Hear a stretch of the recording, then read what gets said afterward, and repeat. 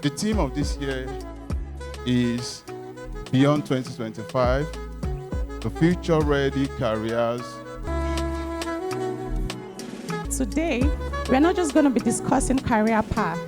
We're also going to be discussing on unlocking what it truly means to be future-ready. Now, every organization needs leaders that are innovative. And we need to step up.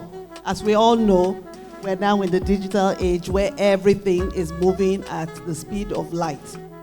What I think you should work more on, hone your skills, but beyond your skills, work on your personal brand.